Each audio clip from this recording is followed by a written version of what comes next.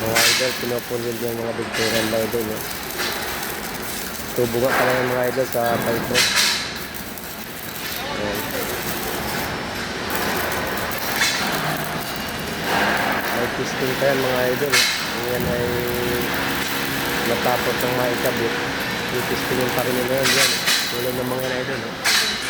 O, kita nyo yung dugtungan na yan. Ayan yung may kupling. Ayan, dyan yung may nilalagay mga idol. Ayan, dami rito. Ito yun mga idol. Yan, lalagay. Kapag yan ay na-full weld na nila, ilalagay na yun doon, i-install yan doon. Kasi yung dulo niya naka-threaded. May mga ano yan, thread. Andun yung coupling mga idol. Ayan. Ito yun. Dito na lang yung ginagawa. Ayan natin mga idol.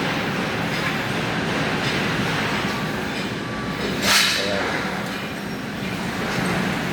Yan na rin na nag-welding. Yan na rin na nagahasa ng grinder kapag may kunting sumabit mga idol.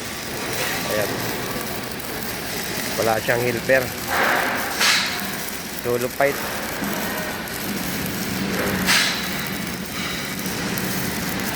May mga certificate yan mga idol. Galing ng testa yung mga welder natin dito.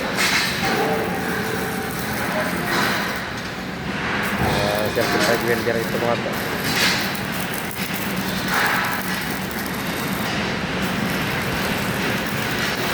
Kumpanya nga pala nila mga idol, si CPWI ang ano nila, kumpanya nila.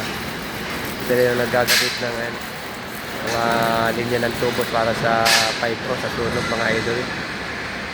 Ayan yung mga tubo niyang ginagawa.